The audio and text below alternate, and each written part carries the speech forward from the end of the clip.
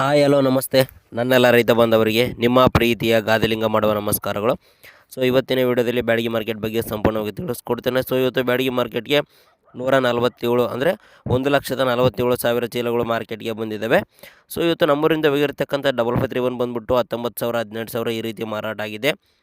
2043 ಬಂದುಬಿಟ್ಟು 37,000ದಿಂದ 38,000 ಮಾರಾಟ ಆಗಿದೆ. ಡಬ್ಬಿ ಬಂದುಬಿಟ್ಟು 65 66 71,000 ಕೂಡ ಮಾರಾಟ ಆಗಿದೆ ಡಬ್ಬಿ. 5531 ಸ್ವಲ್ಪ ಡೌನ್ ಆಗಿದೆ ಅಂತ ಹೇಳಕ್ಕೆ ಬಯಸ್ತೀನಿ ಮಾರ್ಕೆಟಲ್ಲಿ. ಯಾಕಂದರೆ ಕಾಯಿಗಳು ಕೂಡ ಜಾಸ್ತಿ ಹೋಗ್ತಾ ಇದ್ದಾವೆ 5531 ಮಾರ್ಕೆಟ್ಗೆ. ಅದೇ ಕಾರಣಕ್ಕೋಸ್ಕರ ಇವತ್ತು ಮಾರ್ಕೆಟ್ ಸ್ವಲ್ಪ ಮೀಡಿಯಮ್ ಬೆಸ್ಟ್ ಕಾಯಿಗಳದ್ದು ಡೌನ್ ಆಗಿದೆ. ಇನ್ನು ಟಾಪ್ DLX ಕೂಡ 23,000 24,000 ಹಾಗೆ ಅದೇ ರೀತಿ ಇದೆ. ಬಟ್ 5531 ಮೀಡಿಯಮ್ ಬೆಸ್ಟ್ ಕಾಯಿಗಳು ಬಂದುಬಿಟ್ಟು 19ರಿಂದ 18,000ನೇ ಮಾರಾಟ ಆಗ್ತಾ ಇದ್ದಾವೆ. ಇನ್ನು ಬ್ಯಾಡಗಿಯಿಂದ ಬಂದಿರೋ ಮಾಹಿತಿ ಪ್ರಕಾರ ಡಬ್ಬಿ DLX ಬಂದುಬಿಟ್ಟು 72ರಿಂದ 76,000 ಮಾರಾಟ ಆದರೆ ಡಬ್ಬಿ ಬೆಸ್ಟ್ ಬಂದುಬಿಟ್ಟು 62ರಿಂದ 66,000 ಮಾರಾಟ ಆಗಿದ್ದಾವೆ.